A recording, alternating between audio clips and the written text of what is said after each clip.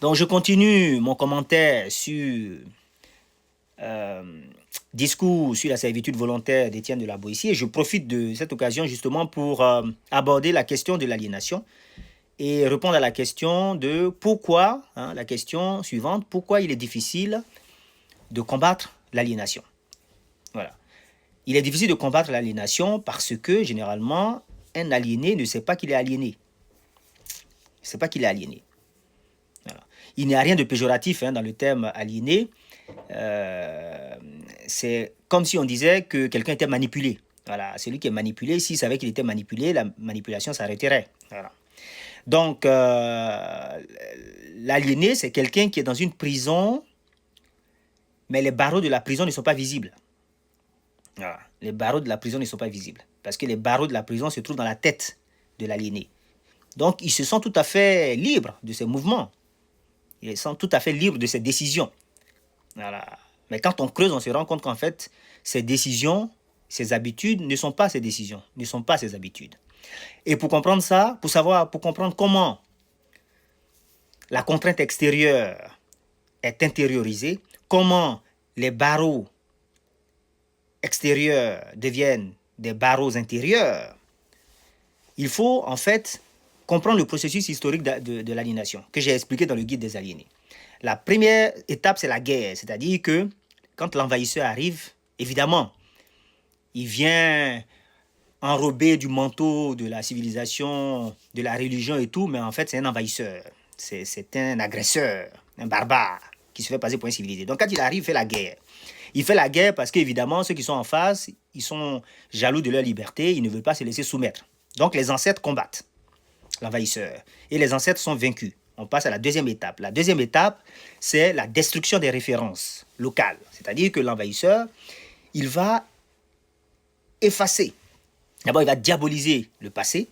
Il va essayer d'effacer le passé de la mémoire. Il va essayer de faire table rase. Donc, il sera interdit de pratiquer, par exemple, la médecine locale. Sinon, vous faites une pratique illégale, d'accord, de la médecine. On peut interdire la langue locale.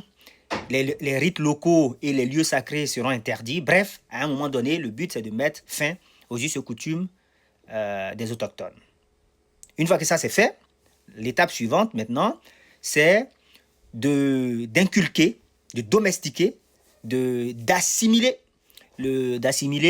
l'autochtone. C'est-à-dire de mettre dans la tête de l'autochtone les habitudes, les lois, les us et coutumes de l'envahisseur. Donc, la première génération va être contrainte, c'est-à-dire on va l'obliger à le faire puisque c'est la génération qui a combattu. Donc, elle sait qu'elle a en face d'elle des gens qui sont des menteurs, qui ne sont pas crédibles, qui sont des envahisseurs, qui sont des barbares qui se font passer pour des civilisés. Donc, elle sait qu'elle est en esclavage, en fait. Donc, elle va résister. Donc, il faudra la contraindre. Donc, l'envahisseur, il doit être là pour obliger. Voilà, c'est comme ça. Là, c'est la période d'habituation. Voilà. La période de mithriditation. C'est-à-dire, Mithridate, c'est ce gars-là qui ingurgitait des petites doses de poison pour pouvoir résister à de plus grosses doses. Voilà. Donc ça, c'est l'étape suivante. La guerre, et ensuite la destruction des références locales, et ensuite l'habituation, par la contrainte, avec la présence physique de l'envahisseur. Ensuite, on va passer maintenant, donc là, maintenant, c'est là qu'il faut prendre en compte le volet temporel, c'est-à-dire il faut mettre dans l'équation la dimension de temps, c'est-à-dire que la première génération, elle est contrainte de faire ça. Elle ne veut pas le faire, en fait. Mais les générations qui suivent vont se retrouver dans une situation où, en fait, il y aura de moins en moins de contraintes parce qu'il y a une habitude qui s'est installée. D'abord parce qu'il n'y a plus de référence au passé, il n'y a plus rien. Voilà. Tout l'environnement a été remodelé par l'envahisseur. Tout le système est le système maintenant de l'envahisseur. Donc, il n'y a plus de possibilité de revenir en arrière. Et puis, de toute façon, la deuxième ou la troisième génération, peut-être la deuxième a entendu parler de ce que l'envahisseur a fait, mais la troisième, la quatrième génération, tout ça, c'est fini. Voilà. Tous ceux qui ont connu cette époque-là ne sont peut-être plus là. La chose ne s'est pas transmise. Donc, les gens se retrouvent dans une situation où ils pensent que ça a toujours été comme ça. Voilà. Et quand on atteint un certain stade, on atteint la phase de délégation. C'est-à-dire que l'envahisseur, à un moment donné, va se rendre compte qu'il n'a plus besoin d'être présent pour contraindre l'autochtone. Puisque l'autochtone s'est suffisamment habitué, a suffisamment intégré les us et coutumes et les systèmes de l'envahisseur pour qu'on le laisse gérer lui-même. Donc à un moment donné, on laisse l'autochtone gérer lui-même. Et c'est là que ça devient plus vicieux. Puisque l'autochtone se retrouve au poste de commandement, il est partout. Et comme il est partout, et que l'envahisseur a physiquement disparu, il pense que, en fait, il a son destin en main. Mais l'envahisseur a disparu, mais l'envahisseur est toujours là. Où se trouve l'envahisseur? L'envahisseur n'est plus là physiquement, mais l'envahisseur est toujours là. Comment? L'envahisseur est maintenant dans la tête de celui qui a été soumis. Voilà. C'est-à-dire par l'habitude. La chose est devenue une seconde nature. On n'a plus besoin de contraindre le local, l'autochtone. Il fait de lui-même ce que ses ancêtres étaient contraints de faire. Il fait de lui-même volontiers ce qu'on était obligé de lui faire faire à l'époque de ses ancêtres. Et donc, le programme a été écrit. Il a été hypnotisé. Il a été conditionné. Voilà. Et maintenant, il fait de lui-même ce qui n'était pas au départ dans son intérêt. Et c'est là le point clé de l'aliénation. C'est pour ça que j'ai dit que l'aliénation est une duplication de l'envahisseur. C'est-à-dire que l'envahisseur intègre le mental de l'autochtone. Voilà. L'autochtone devient en fait l'envahisseur. C'est ça en fait le truc. Et donc il a l'impression d'agir de lui-même. Donc il dit, ben, je gère, par exemple, je gère ma propre monnaie.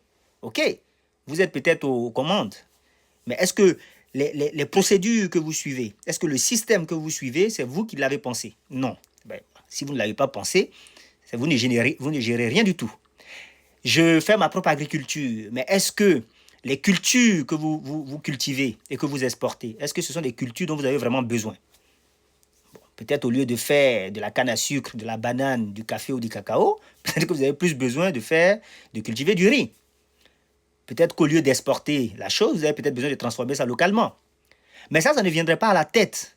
Ça ne viendra pas à la tête de l'autochtone colonisé de faire ça parce que, en fait, c'est pas lui qui est en train d'agir, en fait. Voilà. Parce qu'il n'est pas en train d'agir, en fait. C'est un programme qui lui a été imposé, qui agit en lui. Au lieu d'aller à des milliers de kilomètres pour aller faire un pèlerinage, pourquoi ne pas faire le pèlerinage juste à côté dans le village, ou même là où vous êtes, puisque Dieu est omniprésent? Non, mais cette pensée ne lui viendra pas à l'esprit. Parce qu'il a le nez dans le guidon. Il a le nez dans le guidon, c'est-à-dire il agit sans recul. C'est un automatisme qui se déploie en lui. Au lieu, par exemple, d'étudier en profondeur sa propre histoire, il va plutôt étudier l'histoire qu'on lui avait imposée au départ.